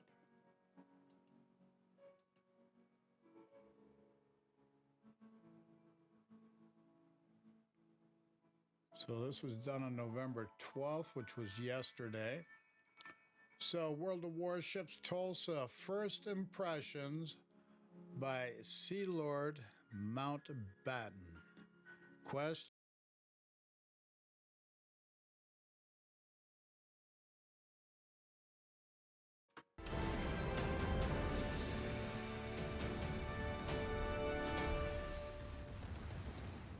Hello, good people of YouTube. Mountbatten here. And today, well, actually, first off, thank you guys for 30,000 subscribers. We crossed that late yesterday afternoon, and I cannot thank you. 30,000 subscribers. How'd you manage that, Mr. Mountbatten?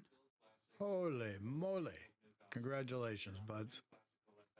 Guys enough for that. It's been an amazing time getting here, and I hope it's just as amazing in the next 5 to 10,000 or however many we decide to go for our next goal. But thank you guys for that. That's incredibly awesome, and I didn't think we would get here as soon as we did, especially when I first started this channel way back in the day.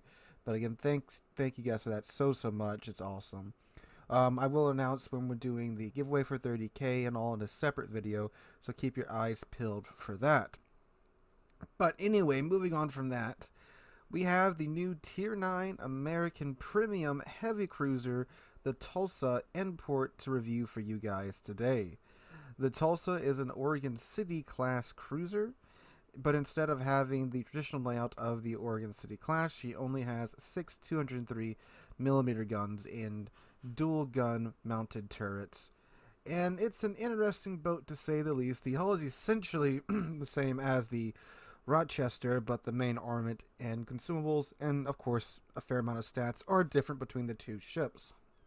We will be diving into that here in a second. But first, a big shout out to the channel's Patreons. The generous donation of these Patreons make reviews like this possible. As I'm sure many of you guys know, I am not a CC, nor do I get any support from Wargaming whatsoever, so the donations here are the best way you can support the channel, except of course by watching the videos and watching the streams. So thanks to those guys whose names sure just popped up on screen.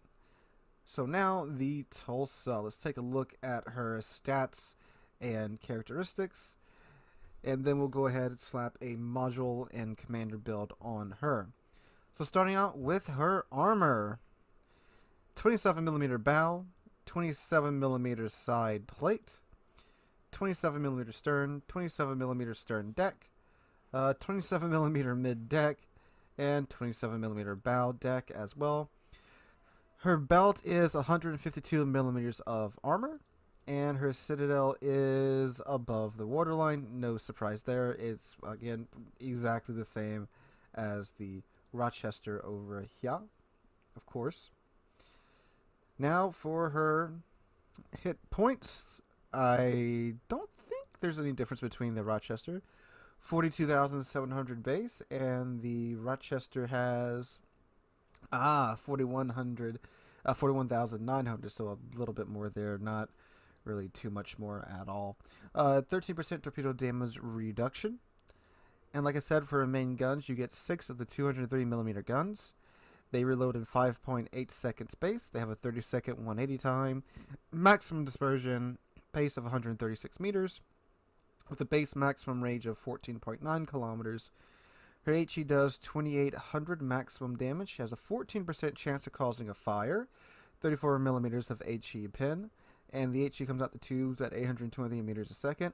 The AP, this is the super heavy AP, so she does get the improved ricochet angles and such. They do a maximum damage of 5,000, and they have an initial velocity of 762 meters a second. For her secondary, she has 12 of the standard American 127mm guns. They reload in 6 seconds base. They have a maximum range of 7 kilometers. Maximum damage on the HE shell of 1800. 5% chance of causing a fire. And 21 millimeters of armor penetration.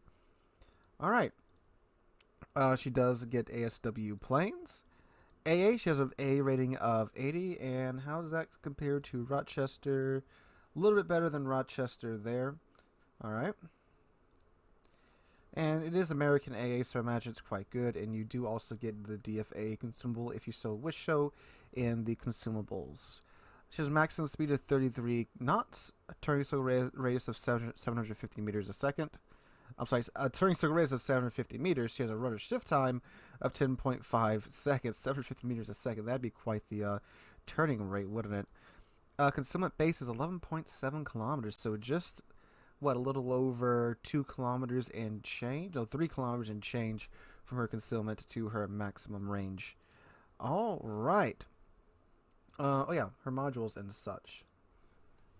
So like I said, she does get access to DFAA, or you can get hydroacoustic search. Hydro is out to 5 kilometers and is active for 100 seconds and reloads in 120 seconds. You get 3 charges of that base.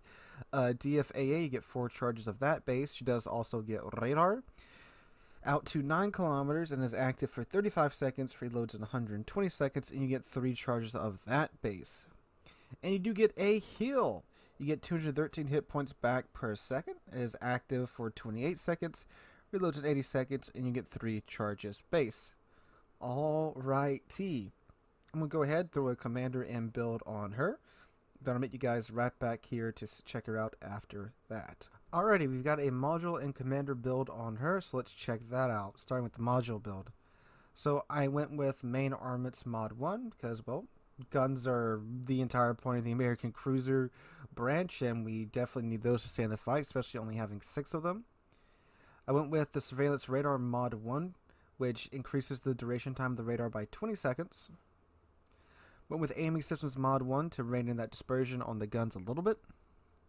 Then I went with propulsion mod 1. I did this so in case we happen to, maybe sneak in and out of an island, we have a little bit more of a boost to our speed. That's what I see happening a lot to American cruisers playing battleships. They're trying to, slinky in and out behind an island, and often they just aren't quick enough to get back behind cover.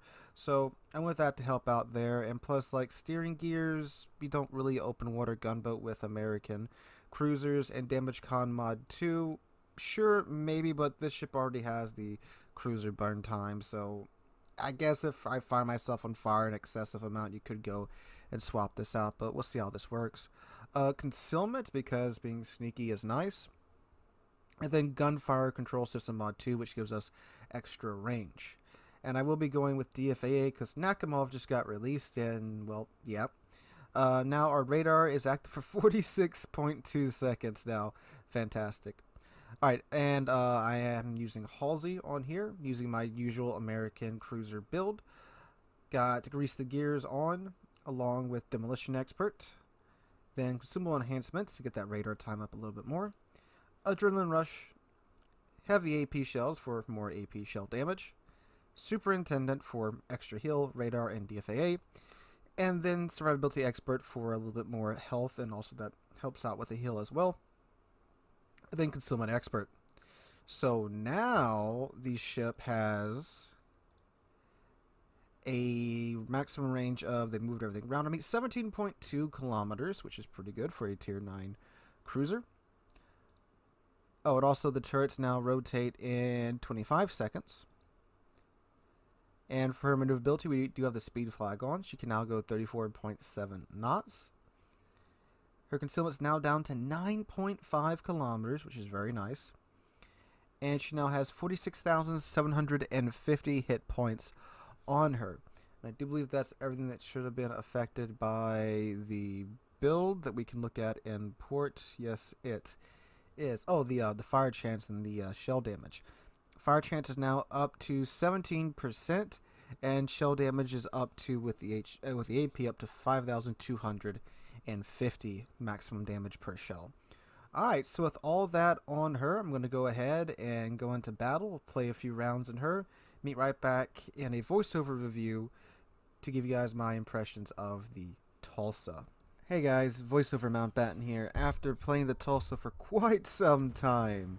So, this ship, the Tulsa. The Tulsa is essentially a undergunned Des Moines on a tier 8 hull, it seems like. Although, of course, the hull is essentially the Rochester, which is essentially the Baltimore, which is then the Des Moines tech tree, which is similar to the Des Moines in many aspects of course, the armor layout, thickness, and such. So you could really essentially say shortly that it is a less Des Moines, and it really shows in its performance. You have Des Moines guns, very similar DPM to the Des Moines in terms of the, I guess, RPM, not necessarily DPM, because of course you do have one less gun per turret. So that is a bit of a hang up on this ship for me. Don't get me wrong, the guns are nice. The guns are very nice. I just found myself in many cases wishing I had more of them. So you're essentially paying for a Des Moines at tier 9 that's slightly less Des Moines, slightly less firepower, but you have Des Moines guns and a very similar reload time to Des Moines at tier 9, where you can of course be top tier and see tier 7 ships with Des Moines guns, which is a very attractive aspect, I'm sure, to many American cruiser mains. Because yes, they are quite good guns. You got the improved AP pins and the pin angles and all that jazz. The HE is pretty decent, especially if you put the flags on and such. I didn't really, and this is what really surprised me. I didn't really find myself struggling to start fires in the ship, because you could most of the time get quite a few shells to hit on target, and of course with the reload of the guns, that 5.8 second reload time, it's not like you have to wait a long time before the guns are ready to go again, and you'll be starting fires yet again. It's a fine fire starter, not that the Des Moines isn't, because of course it's same thing, but 9 guns instead of 6. Well, where it falls short is that whole 6 gun part. In many situations where you will find yourself in a similar situation as you were to, of course, the Des Moines or any of the mainline American cruisers, especially the high tier ones, when you're bound to the target, you only have 4 guns, and 4 is less than 6. In the same situation in the Des Moines, you would be bound to the target with 6 of Des Moines guns. And there's plenty of salvos where the dispersion likes to troll you, and if you had 2 more shells in the mix, you might have actually hit the target instead of all 4 shells bracketing the target. And many a time with Des Moines AP and HE, you only really need 1 or 2 shells to hit to cause a fire, or if the AP hits, can keep doing damage with that amazing reload time. But with the Tulsa, it falls short in that regards. Now, I have seen this ship described as a much more short-range Des Moines, and sure, this thing is pretty decent at close-in ranges. Of course, with the base range of 14.9 kilometers, that's hardly long range by tier 10 standards, which, let's face it, you're in a tier 9 premium ship, well, a tier 9 ship in general, you are going to be up tier to tier 10 in almost all of your matches. I was. The match you're watching right now is actually one of the only 2 tier 9 games I played in the Tulsa in the 7 games that I played for this review. So, yeah, you're going to be up tiered a lot, and that's why I went the range mod, because you get 17 kilometer range, which is much more useful by tier 10 standards. Keep this in mind too, this is a tier 8 hull at tier 10. At tier 9, well, essentially going to be at tier 10 a lot, like I just said. Yeah, he makes a good point, and this is where I've got the ship too. I'm more of a run and gun type cruiser player, and this ship is not suitable for that because of the hull and the armor setup. You get friggin' nuked no matter which way you're angled, really. Even on an Amagi will friggin' toast you, like do serious friggin' damage. So this is where this falls apart, and why they're using a tier 8 hull on a tier 9 ship without upgrading it doesn't make sense. They talk about balance, but they really have not looked at this as carefully as they should have. And that's just based on my experience. And you know what's being introduced more and more and more and more at Tier 10? Big gun battleships. GK's leaving the tech line, going to the armory, and being replaced by the Prussia, which has 18-inch guns. And I'm sure the next full new battleship line after the German battle cruisers will have some very large guns at Tier 10. And we have things like the Colombo there with 16 shells of sap waiting to obliterate you too. So, yeah. Now you do get the hill. The hill is very nice. I would have very much liked a similar here on the Rochester if we could have managed to get that worked out some way, shape, or form. But the hill does save you from some mistakes that you'll make, and I'm not, by any stretch of the imagination, an American heavy cruiser player. I played a lot of American heavy cruisers, but they're not exactly my favorite class in the cruiser world, although they are really good. The guns are really good, and again, that's no exception here for the Tulsa. I just wish it had more of them. Now, I did wind up swapping the DFAA over for the Hydro because I didn't get any CV games, and naturally, when I swapped DFA for Hydro, I see an enemy Richtofen on the other side, of course. So the base AA is pretty good. I mean, it's American AA. It managed to hold its own, even though it is just a little bit better than the Rochester. I would imagine if I actually had DFA, it probably would have been a lot better against the Richtofen, but hey, that's the way matchmaking goes sometimes. Now, overall, the ship. Would I recommend you get this? Here's my 2 cents on getting this ship. If you, for some reason, want a close-in Des Moines that you want to get for coal rather than grinding out the Des Moines, there's this handy little ship called Salem that's available for coal too. Yeah, but the only problem with that is the friggin' Salem and the Des Moines, the armor on both of them are better than this ship. Considerably better. And more range, an extra kilometer range on the guns, depending on how you have it outfitted as well. It makes a big difference. When you're in a small ship, in a light, fragile ship like this, when you are up against those Tier 9 and 10 heavy cruisers and battleships, you get nuked fast. And as I said, even in a Magi, even if you're bow on or stern on, very small footprint for a target, they chunk you for huge damage. That's the reality. Which is a Des Moines geared toward more closer range engagement. Has a 8.5 kilometer radar, a little bit shorter than the Tulsa, but you get all of Des Moines' guns. It's reload time, it's AP, and you get a super heal on top of that.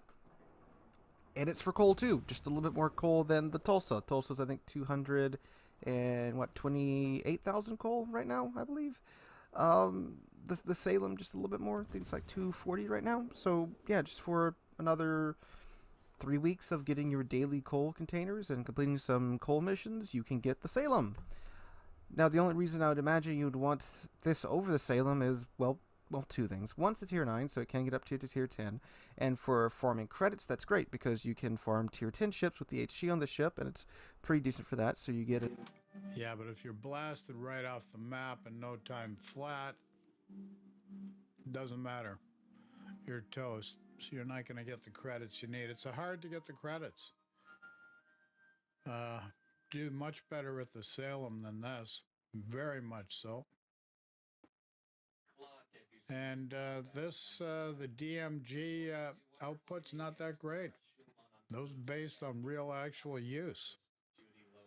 So anyways, listen, folks.